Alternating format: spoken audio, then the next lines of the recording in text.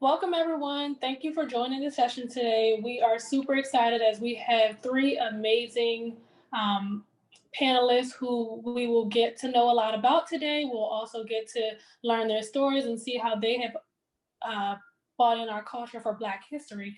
So as I'll kick it off, I'd like to introduce Mr. Kendrick Ashton. Mr. Kendrick Ashton is a co-founder and co-CEO of the St. James Group. The St. James Group is a new sports and entertainment brand with locations in and around the Washington, D.C. area that house sports and wellness facilities, major events, and training programs. Kendrick received his Juris Doctorate from the University of Chicago Law School, where he was a Merit Scholar, and he was an Earl Dickerson Public Service Scholar and a Master's. Oh, he also received his Master's of Business Administration from the University of Chicago Graduate School of Business, where he also was a Merit Scholar. So kudos to Kendrick. We can already see that he's great. So let's get on to the next. I would like to introduce Ms. Toni Bush. Toni is the Executive Vice President and Global Head of Government Affairs for News Corp. Ms. Bush is responsible for leading the company's government relations efforts in the United States, the United Kingdom, and Australia. Ms. Bush chairs the Board of Directors for the History Makers and serves on the Board of Directors of My Brother's Keepers Alliance and the Economic Club of Washington. She also holds a JD from Northwestern University's Law School and a BA from Wesley College. Now I'll introduce Mr. George Lampert. Mr. Lambert was appointed as the President and Chief Executive Officer of the Greater Washington Urban League effective January 1st, 2014. Mr. Lambert's background spans in careers from nonprofit and for-profit sectors. His tedious work in the for-profit arena has been as a public affairs senior executive spearheading strategic alliance initiatives on behalf of Fortune 50 telecommunication clients. Mr. Lambert was also born in Washington, D.C., and he received a BA in Urban Studies from Virginia Union University in Richmond, Virginia.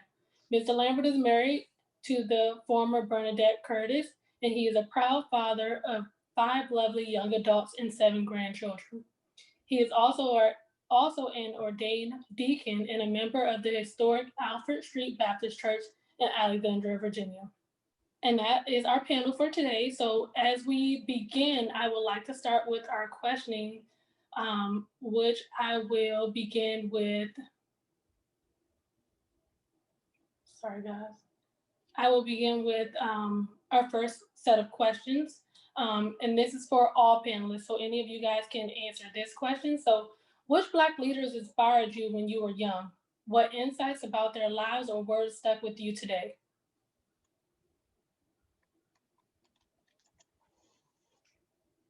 Who wants to go first? Go on, Kendrick. No, please, Toni. Ladies first. Well, I am from Chicago.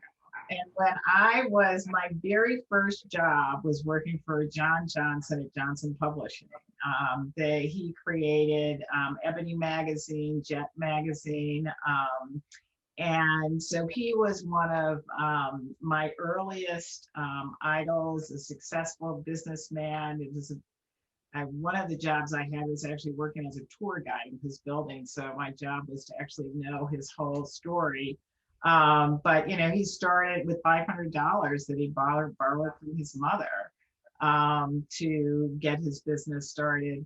And what I learned from him was the importance, obviously, of hard work, determination, but also having a vision of what you want to achieve.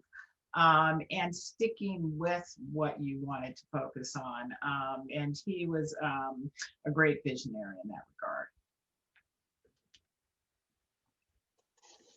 Well, I would jump in and say that, I've always really kind of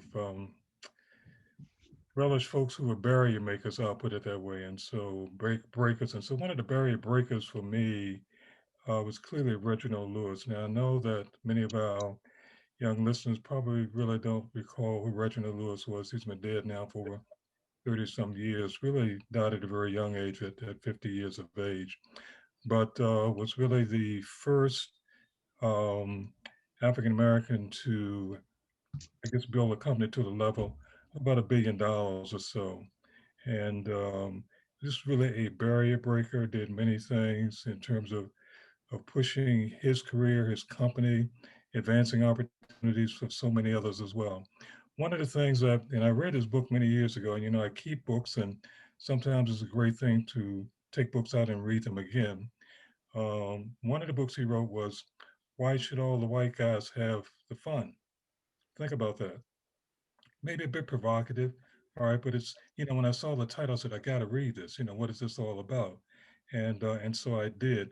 But really kind of talking about, just how he built his businesses from ground up, all of the many things that he learned in terms of building those businesses. But for me, a barrier breaker. The other one I will mention very quickly, only because he was very recently in the news, and that is Hank Aaron, the death of Hank Aaron.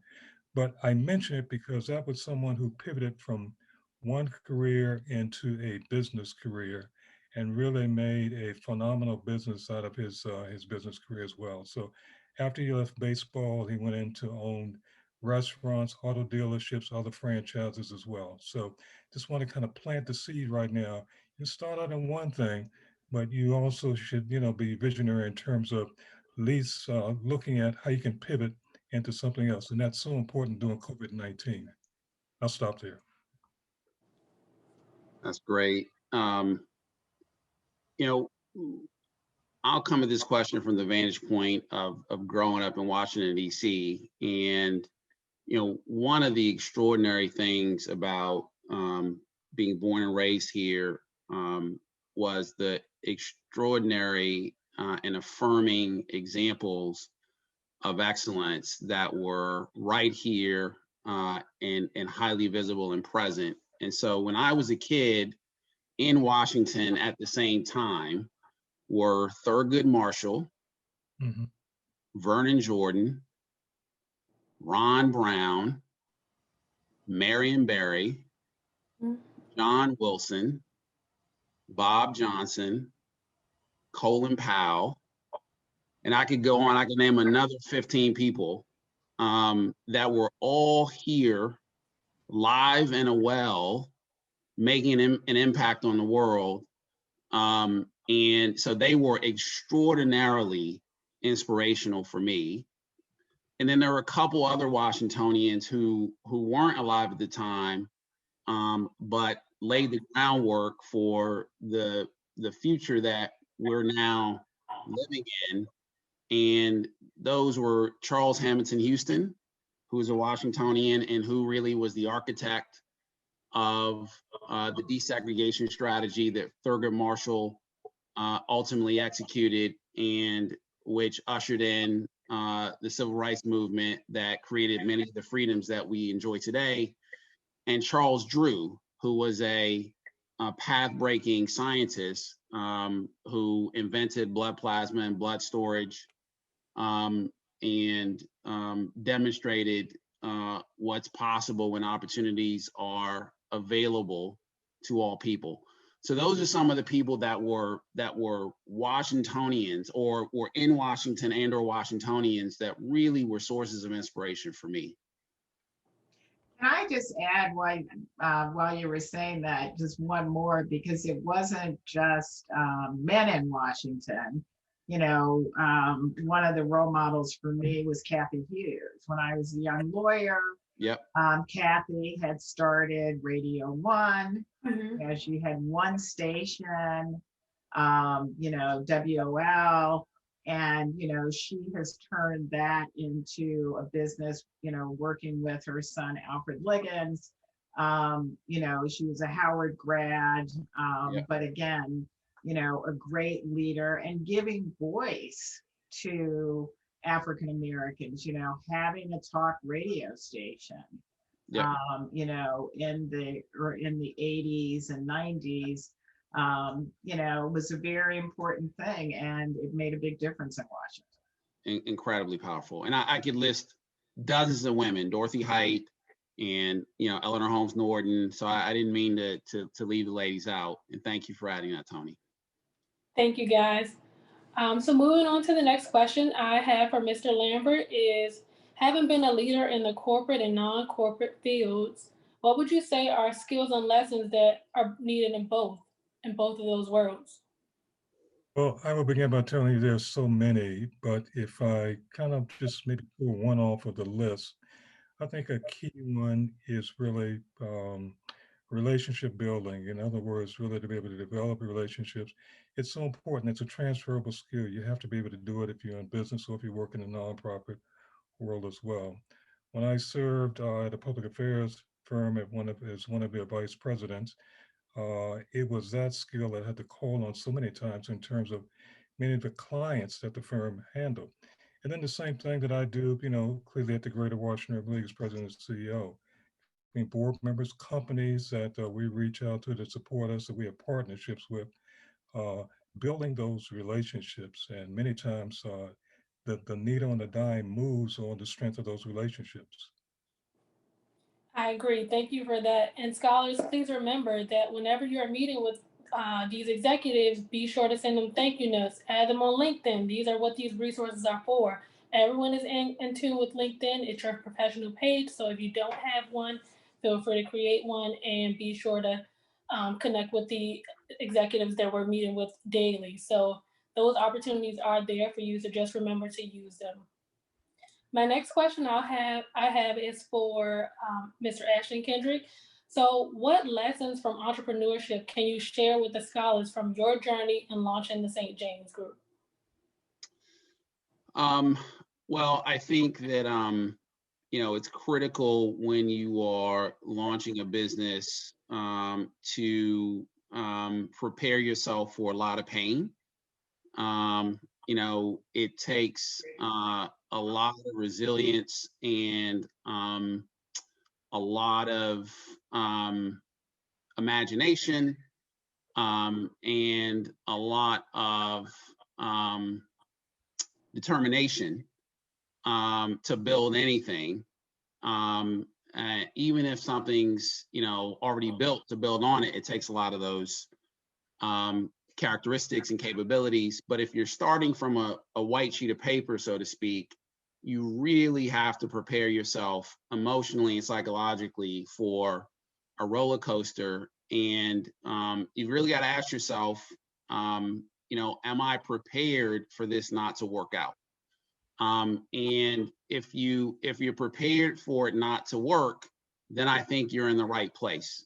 You shouldn't plan for it not to work, but the psychology around, having achieved a certain level of success and having, developed an ego that's probably bigger than it should be is going to be tested when you try to build something from scratch. And so I guess that's a long way of saying you really have to understand what your motivations are around doing this, and really do a lot of soul searching, because you're gonna be tested.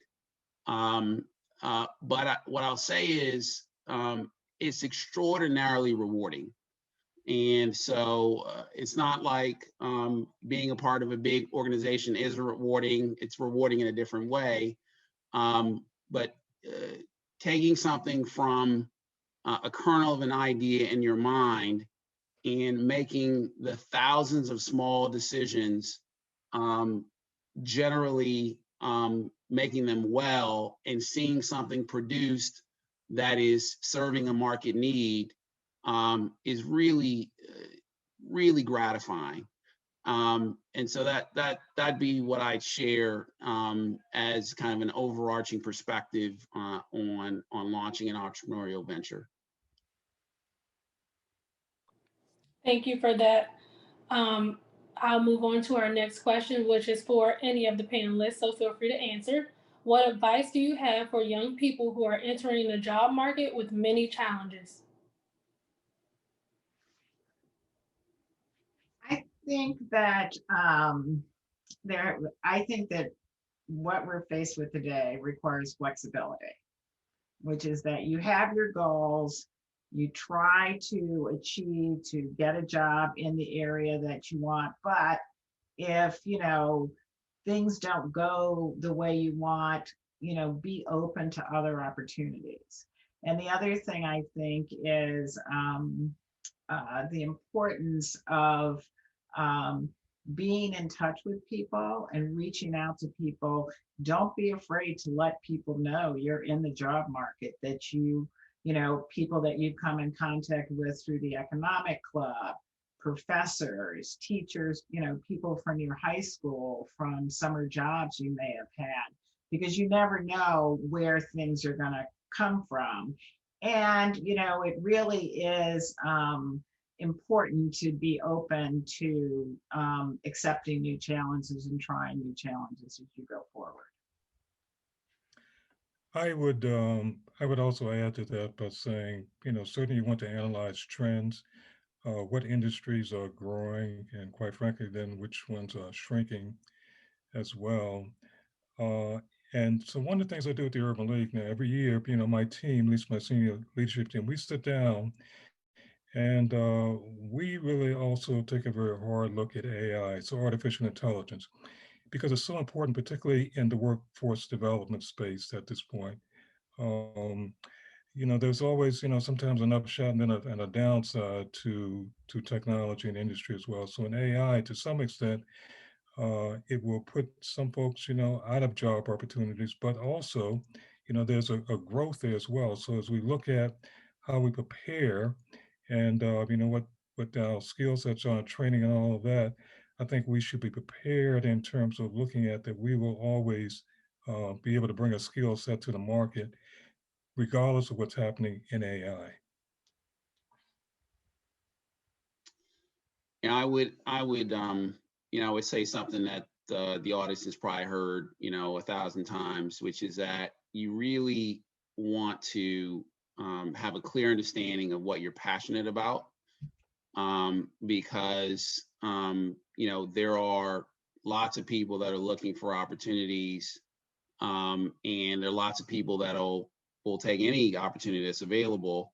And sometimes you have to do that. But to the extent you can really match your passion with the opportunity, you're going to articulate in a more clear and impactful way why you want the opportunity, and you're going to thrive, you know, perform more effectively if you can do that. So I think a lot of reflection and examination, as difficult as that is when you're very young, you know, if you can really narrow in on the things that really excite you and that you do for free, if you had the chance, it is going to be valuable as you go about this exploration. And let me just echo, that's a very important point. So thank you, Kendrick. Let me echo it and say it another way. So, true story, both my parents were Baptist ministers. And so I grew up in a household where you just don't wake up one morning on a whim and decide you're going to go preach the gospel. You are called. And that calling is so important. When we bring in, you know, senior level folks at the Greater Washington League, I don't meet with everybody, but those folks I do meet with, because I want to be very clear that they're called to do the work that, you know, we're asking them to do, Yeah. not want to just, you know, kind of want to respond to it on a whim. Your passion is so important that you have, you call it passion, I call it calling, but it is really so important that you have that for the work that you're going to do. Sometimes you can stray a little bit, you know, if it's really about making money or just going to do some other things, you can do that, but come back to your passion, you'll be happy. Thank you, guys. That was awesome. I am going to move on to our next panel question, which is for Toni. As a board member of the Economic Club of Washington and the club's Racial Equity Task Force, what efforts are the club currently taking to help advance racial equity within the community?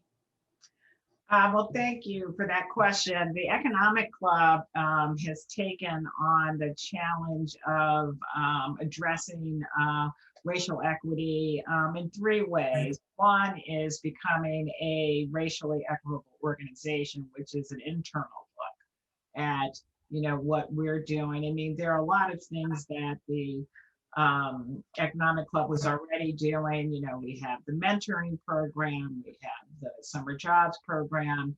We have created a program to bring younger people into the Economic Club.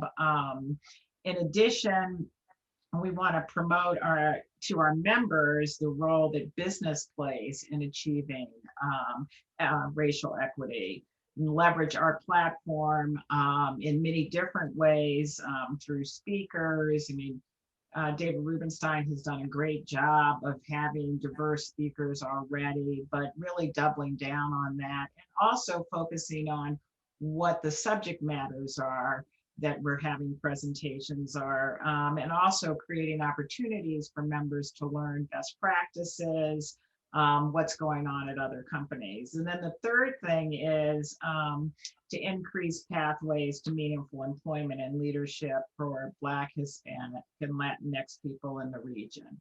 And so those are the three goals that we're really working on. We actually have a committee meeting next week, which we're going to be focused on that. And we'll be making a presentation soon to the Economic Club about it.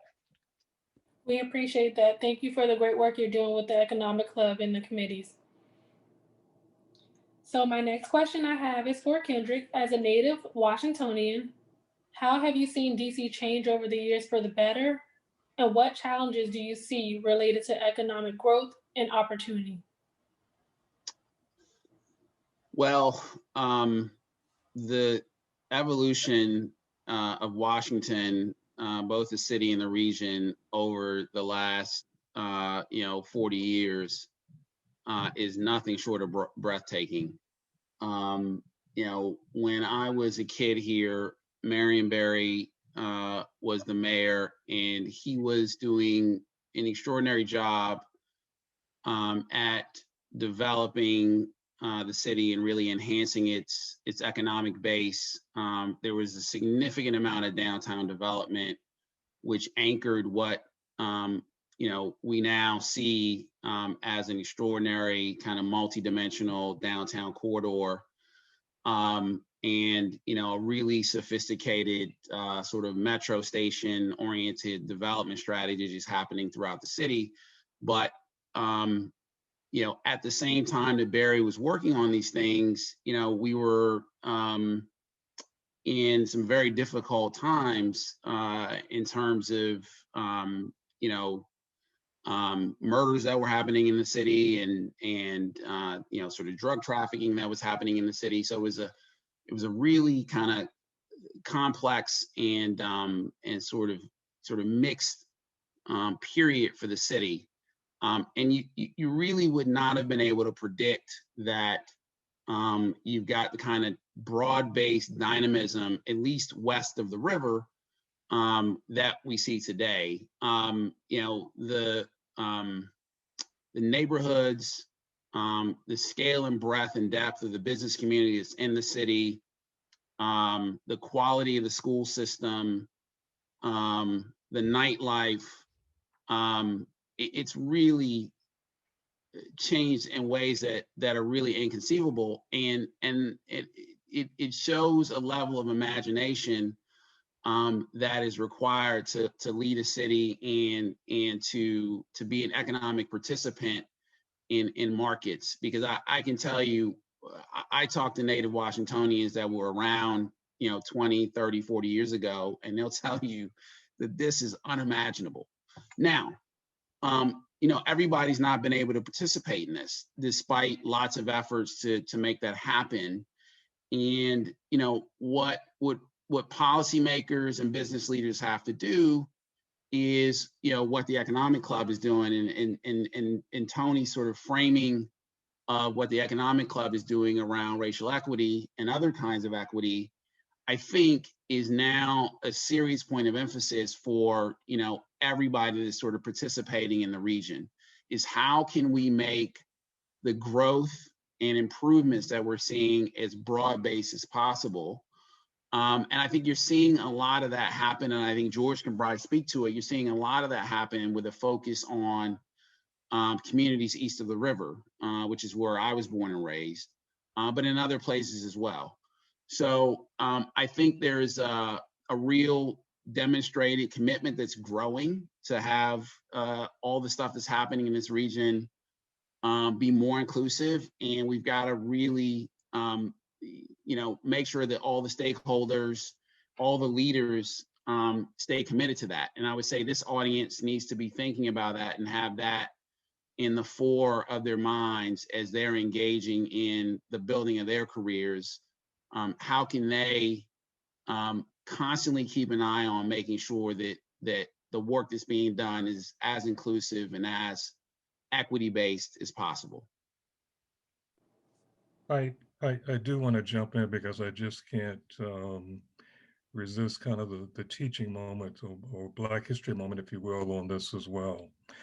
So it was started really on Walter Washington's watch. Walter Washington happened, I'm a native Washingtonian as well. Walter Washington happened to have been the first mayor of the District of Columbia. He was actually appointed and not elected, appointed by the president at the time. The reason I mentioned it was on his watch, it was during the, when the metro system was initially coming to the District of Columbia. And initially when the system came to the district, the idea was it was going to be a rail system that brought folks into the city and got them out of the city very quickly. It was not a system designed to move folks around within the city. So fast forward to where we are now. Walter Washington put a stake in the ground with many of the developers and others who were just pushing him to make a decision on it. And the stake in the ground was that he also wanted a bit of a system or rail or design that would actually move folks around in the city. Fast forward to look at where we are in 2021. All of the folks that we have living in the city, you do have the green line and another line to move folks. Suppose we had stayed with just in the city and out of the city. Okay. My point is he was a visionary, may Yep. not known then, the impact that it was going to have, but he was a visionary to say that, no, I want part of the system design to actually move folks around in the city. I've always said that we do have, a lot of times there's discussion and concern about the food desert, but we also have a transportation desert, even with a system in the city right now. Many of the folks who live in the city for job opportunities that are out in the suburbs or other parts of the region, they can move around in the city, but many of them can't get to those jobs outside of the city. So that's part of the transportation desert or issue that we have. But I wanted to use it, as I said, a teaching moment in terms of the vision that Walter Washington had many, many years ago about the design of the rail system, the metro system coming into the city. Absolutely. Toni, is there anything you would like to add to that? No, I mean, I think that I am one of those people who's lived here almost 40 years now, and the changes have been very dramatic. But I do think it is really critical that we continue to focus on the need for more change and more efforts to address the inequities that we see, particularly east of the river. And I do think that, we are seeing that, we're seeing that, in the city's efforts to just get the COVID vaccine out, looking at the actual act of looking at where people are not being vaccinated and saying, okay, the next batches of vaccine are going to those communities east of the river, looking at it from an economic development standpoint. And so I do see continued progress, but there's still work to be done. We all agree, and we appreciate everything that our mayor is doing at this moment. So she's trying to get things out as fast as possible. So we know that things are in progress and they are moving, but it will take some time to get to everyone. My next question that I have is for Mr. Lambert. Having been a business leader in the corporate and non-corporate fields, do any of you guys have any skills that should be given to everyone or that need to be taught before applying for a job? So resume workshop writing, or should you take a speaking class or something of that nature? I think probably all of those are important. One of the things I will say with the resumes is that, sometimes a lot of folks will just stick with one resume and that's it to describe who you are, certainly. But I do think perhaps you should prepare yourself to having maybe different versions of your resume, depending on what the job opportunity is you're going after. you may want to certainly highlight some other strengths and skills that you have, depending again on the job opportunity you're going after in a resume versus a kind of just, vanilla standard resume if you want to. I'm a strongly recommend that, folks, please, as I said, have resumes that maybe a series, 3 or 4 different resumes. You can really kind of, pull at the ready. This is the one I need to send for this particular job opportunity. This is the one over here I need to send for another job opportunity. I would like to emphasize the public speaking, because the ability to, whether, I always encourage people, if they have the opportunity, to take debate classes while they're in school. But public speaking skills are something that, as you can see, you've got 3 people from 3 different areas. A lot of people think, well, lawyers need it because they're standing up, in a courtroom. But pretty much in every job, whether it's simply talking to your boss about whatever problems or issues you're having, or explaining to your boss or to a group of people, the work that you're doing, having the ability to comfortably talk to people. And one of the things I think that's important about public speaking training is the fact that you have to prepare. Whatever job you have, whatever you're doing, there's no substitute for preparation. And that as you're thinking about public speaking, part of that is preparing for what you're going to say so that you've thought about what you're going to say in advance. And so I think that's a skill that transcends almost every business, whether you're a teacher, a doctor, being able to communicate with your patients, a business person, a lawyer. So I always encourage people to work on public speaking. I couldn't agree with both of those any more than I do.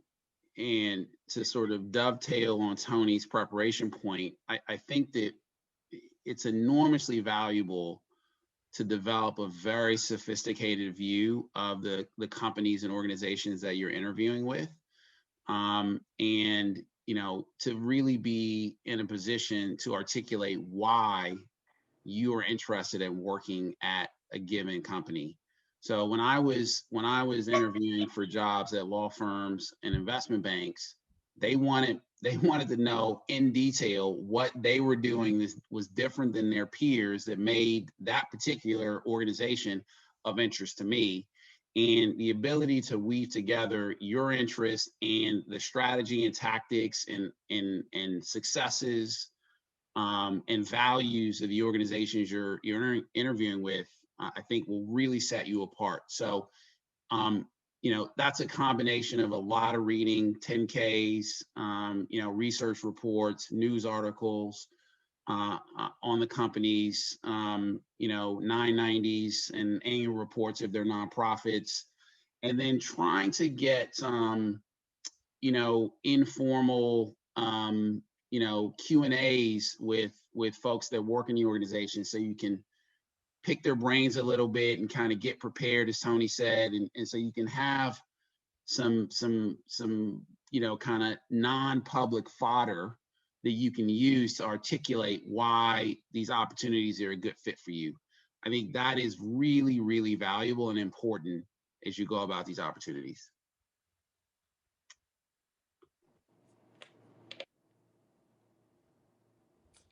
So those were the questions that I have for you guys today. I think we are going to now open it up to the panel for Q&A from our audience. Hello, my name is Carly Holmes, and I'm a junior social studies education major at the University of Maryland, College Park. And my question kind of deals with what I can do as a student to help other people, specifically Black and Brown people. I often hear from my peers about them wanting to start businesses and trying to create profit and trying to get good jobs and everything like that.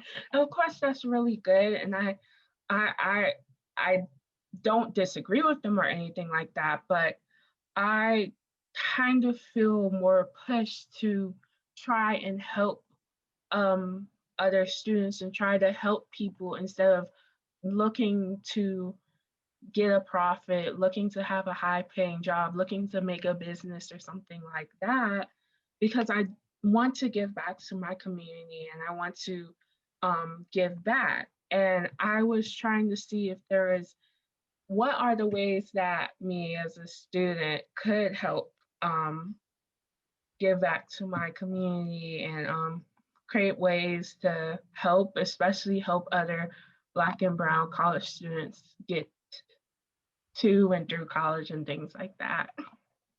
So I'm going to jump in first with you on that one. Just a couple things I'll say to you. So use your point of privilege.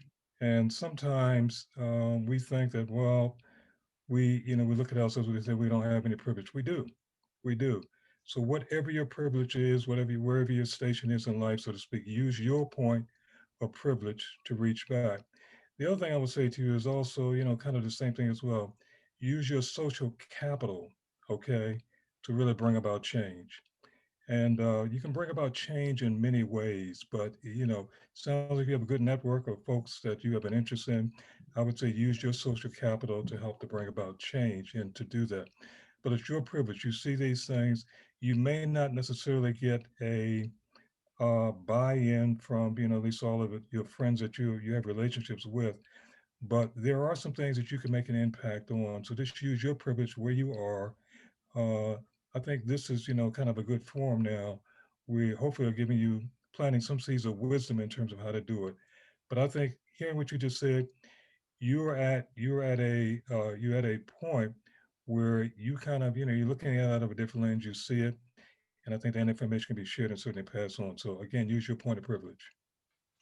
And I just have a couple of specific things to suggest. There are a number of organizations. The DC College Access Program actually engages college students to work with DC public high school students that are at their college. And so that's one way you could work directly with, freshmen coming in and helping them. There's another organization called Jumpstart, which actually hires and trains college students to work in after-school programs in DC public schools, and they're actually in multiple states, not just Washington. But there are also probably organizations right on the University of Maryland campus that are also focused on either helping students in their school or working within the community where the school is. So I would also look at those kinds of opportunities. There's another organization that I'll just append to Toni's list, which is called the Posse Foundation, which is super focused on helping cohorts of kids from the same community go to the same college, and it gives them a small community within the community that they're going to as a support network, and they do a whole host of wraparound efforts to help those students thrive on these campuses. So I think that would be another one to add to your list, and we certainly can follow up with more ideas if you'd like. But I do want to say that hearing your passion loud and clear, and not in any way suggesting that you shouldn't follow that, I want to acknowledge that high achieving Black people get an enormous amount of pressure to save the community. And it's a really powerful community value that we all, I think, hear loud and clear as we kind of grow up. When you are on a path to a lot of success, it reaches an almost deafening level. And it's a beautiful thing. It's really important. And I think it's one of the sort of defining characteristics of our community.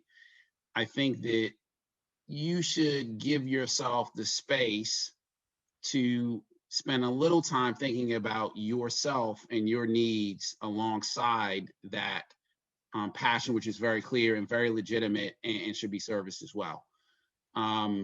Because I'm sure there are things that you need and that maybe your family needs that focusing on that may enable as well. And so I would just encourage you, you know, I'm not presuming that you haven't, but I do want to acknowledge this pressure, because I certainly have felt it. And I have no doubt that Toni and George have felt it as well, to create a little space for yourself. Thank you.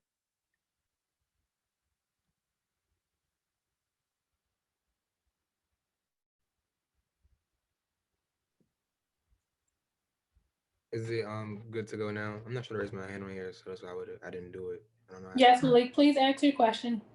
Okay, so being from Washington D.C., I'm an African American. I guess I go to Kent State University now, in Ohio. So I guess I realize just like how I would say privileged I am or was to grow up in an all Black neighborhood with people who look like me, represent me, sound like me. So coming here, it was a bit of a culture shock. So my question to you guys is, have any advice for like when you feel uncomfortable? Is there any like things you can do or say to make, you know what I'm saying? Because I'm so not used to being around this many people who look nothing like me. So it's a bit new. So I'm still trying to like adapt to it sometimes, and I get asked weird questions that I would never get asked back home. I'd be so confused, like, you know, like, why would you ask me that? But it's just, I guess it's just difference in cultures, you know. So I'm not really mad per se. I'm just more so like I need a common ground, I guess would be the words. I need a little bit of understanding as to how do I make myself more comfortable at a school that no one looks like me at, or very few kids look like me or represent me or sound like me. You know, that's my biggest like dilemma. I'm going to suggest to you that, and don't take this in the wrong way, but I'm going to suggest to you that you may not appreciate and understand the power of that gift at this moment in your life. And the power of that gift is, in as much as I'm a native Washingtonian, but I ended up going to an all-white high school in a place called York, Pennsylvania. Just like you, no one looked like me. In many of our classes, I was the only person of color there. The only teacher that I had of color the whole time I was there was when I took Black history. Imagine that. Okay. But the power of that was, for me, I'm very comfortable in both communities.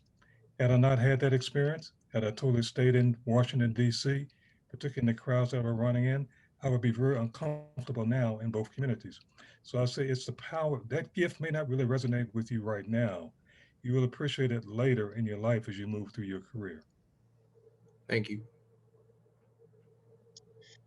I would add to that you got, you know, at least 4 years to become a master of the culture that seems foreign to you.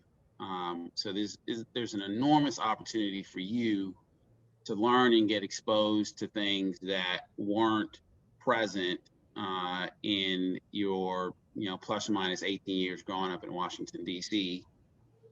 I think that you should feel empowered to be a translator, because you're going to be looking for translators in the other direction.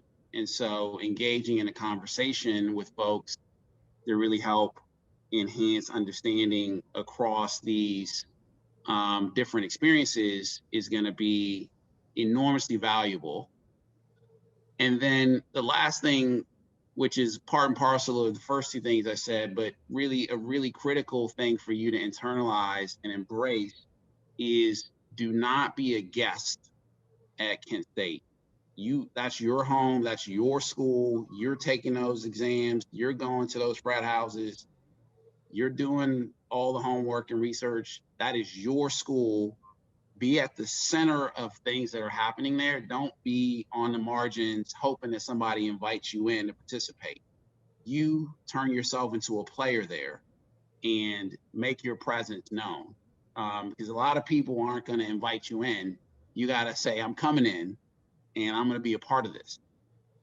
So don't allow yourself, because you feel a little discomfort or you feel a little uncertain, to be on the margins of the action there.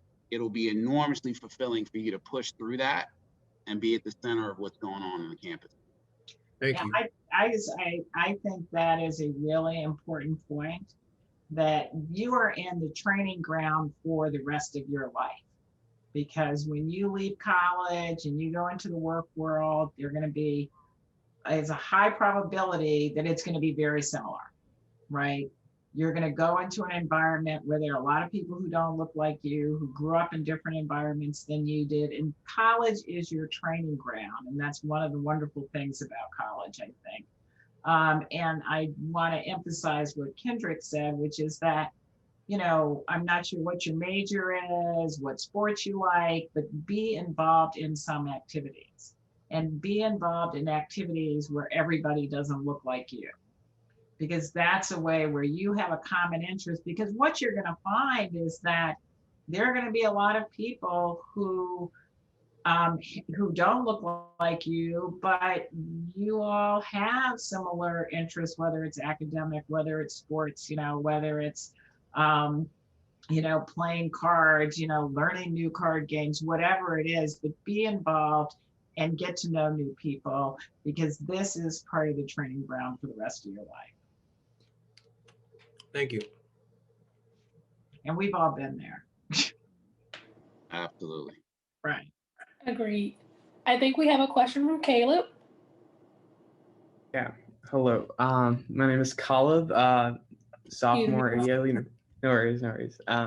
Sophomore at Yale, studying electrical engineering, computer science. And first of all, I'd like to thank all of you for taking the time to talk to us.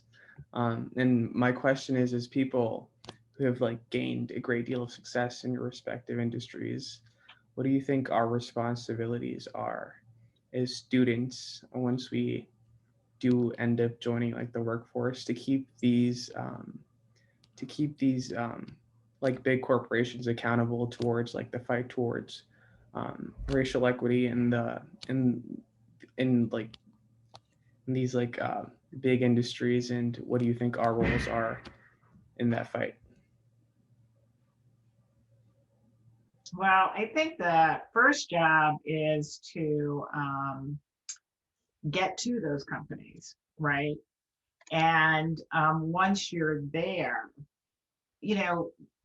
we can be most effective when people respect us for what we're able to do. So just like, getting good grades got you into Yale, getting good grades at Yale is going to, help move your success. In order to effectively change the community, you have to be part of that community. And I think that's really what Kendrick was talking about, which is that you have to when you get to your new job, you're going to get to know your colleagues. They're going to be, they have, most companies now have affinity groups that focus on different issues, whether it's African American, Hispanic, LGBT.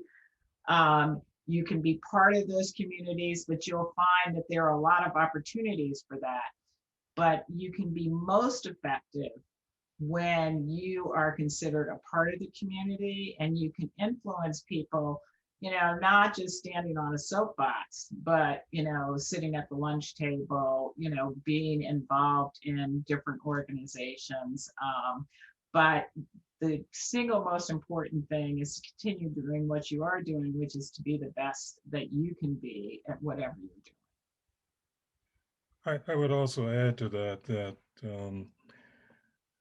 it cannot be missed on any of us the importance of the moment that we're in as a country at this point, particularly the heightened consciousness around racial equity. Many companies are just trying to strive to address the issue. And so, as I mentioned earlier, I do a dialogue with a lot of them. And so I say to all of them, I say, look, I'm happy to come to have the conversation. But at the end of the day, I'm more interested in your activism. What are you going to do about it? Really kind of going beyond the metaphor. That's the real deal at the end of the day.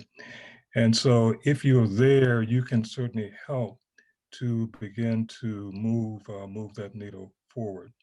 Part of it is, and companies know they have to address it. Part of it is that the talent acquisition strategy.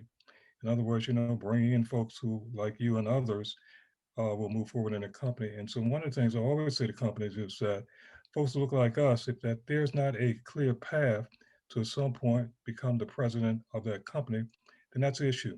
That's a problem. And so that means that has to be dealt with. So I'll leave it there for you. would just add to that you guys should be doing a tremendous amount of diligence to identify the companies that share your values, and those that don't, and take your talents to companies that share your values. I often find it, really odd that, people, kind of do all these interviews and, or for the college process even, look at all these schools and, apply to them and, wait, with bated breath to see if they can get in or not. And then when they get there, they want to tear the place down. It's sort of like, well, why'd you come here in the first place? You want to tear it down after you got here? And that just sort of speaks to, kind of where you are investing your time, energy, and talents. You should not be going to some place where you feel like, when I get in there, I got to run a revolution. They should be moving in a direction that is consistent with where you think the world should be. And you obviously, as Toni and George said, you want to focus on being excellent and being a part of the community first. But you shouldn't have to tear the place down in order for it to make progress. And I think there are enough opportunities with companies that do share your values, for you to find them and thrive there now. Thank you.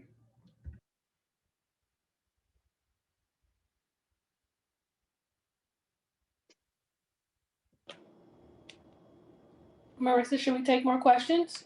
I'm debating. The conversation is so great. I kind of want to keep it going. Yeah, let's keep going. Taz J, I think, raised her hand next. I know other students have questions too. Okay, my name is Tej Suttos. I'm currently a junior at Johnson Wales University, majoring in fashion merchandising and retailing.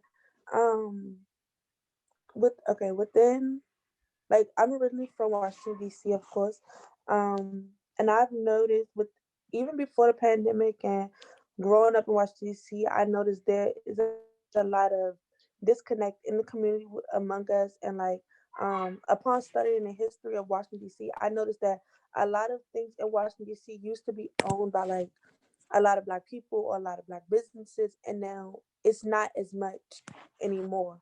And I've been trying to like start a program to like kind of give back to Washington D.C. and put more focus on the kids who actually do grow up here, because I feel like, talking with some of my peers, we've noticed that we go into our career field and immediately think, okay, well, to succeed, I need to move outside of Washington D.C. And I don't want to feel like, oh, I can't succeed within the city that I'm from. So I'm just wondering, like, where do I start as far as like trying to give back to the community and showing people like DC does have a lot to offer. We just have to take advantage of the resources that we have out here. Well, I'll tell you, there isn't a better instrument for that than the Economic Club. I mean, every single significant business leader in the region is a part of this organization. And so I'm hopeful that the Economic Club is making that network available to you guys in the right ways, because there's no person of consequence. That's a little bit of an overstatement. Very few people of consequence in the region that are not in some way connected to the Economic Club. So I would say you're really in the sweet spot in terms of understanding the economic opportunities in the region.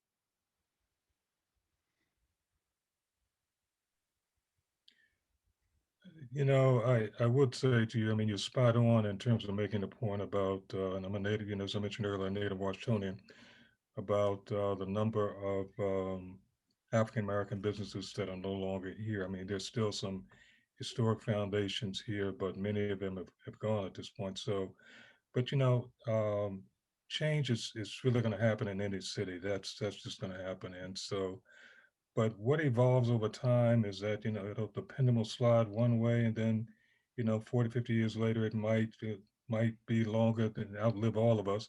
It'll slide back the other way as well. So I think where there are opportunities, you have to kind of try to identify what may be niche opportunities in terms of business. And some of those are partnerships in terms of business, and some of those are diversity of suppliers for some of the larger companies here to grow businesses as well. But I do want to just kind of highlight your observation on it with regard to the lack thereof of African American businesses. Many of them I knew when I was growing up in DC. You're right, they're no longer here. They're gone at this point. I think I agree with what's been said already. I think it's, and I do agree that particularly after we come out from COVID, we're going to see a lot of new businesses start. We've unfortunately seen a lot of businesses that have suffered as a result of what's going on right now, but at the same time, there are new businesses that have started, and I think for people who are thinking creatively, there will be some new opportunities that we probably can't even name right now.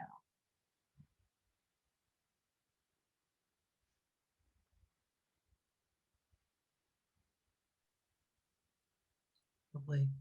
Awesome. Are there any more questions before we break out? Well, I just want to thank again our panelists and our moderator for such an insightful discussion. It was really, really enlightening, and I think really engaging for the scholars to ask the great questions that they did as well, just sharing their experiences. And I think that's really what it comes down to, sharing your experiences, sharing from your heart, and really sharing the wisdom and the wealth of wisdom that you guys have. And so I'm really grateful. I know I learned a lot, and I hope our scholars did too.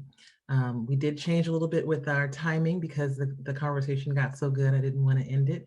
But I do invite you all to stay on for breakout sessions. So if you have to leave at 6:15, you can, but I'll end it now, but then we'll go into breakout rooms where you guys are invited to turn on your cameras, introduce yourselves, have a short discussion just to network, or ask more questions that may have come up for you. All of our panelists will be in those rooms as well. And again, we're scheduled to end at 6:15, but given the timing of when we're ending now, if you'd like to stay later, you can. We won't cut you off. We appreciate it again. So thank you again to Kendrick, to Toni, to George, as well as to Belinda for doing a wonderful job moderating this discussion. And thank you to all of you participating this evening. So we'll end it with that, and then we'll break out. Kyle will put you in room shortly. You don't have to press anything. But once that's done, you can end right at 6:15. We'll send you a note if you'd like to leave at 6:15. If you want to stay longer, we won't kick you out. So again, we appreciate it, and have a good time getting to know each other some more in your small groups. I want to do a quick shout out before you leave and say thank you to you, to our moderator as well, and to particularly Mary Brady, because I know this really kind of comes under her leadership at the Economic Club. But thank you to all of you. This is I consider this a continuum in terms of how we connect the dots. So thank you. Right. Yeah, definitely. Definitely. Thank you. Yep. Thank you, Marissa. Thank you, Belinda. Toni and George, it's a real honor to be on a panel with you guys. And I really have looked up to you guys from afar for a long time. So it's great to be with you today. Thank you, everybody.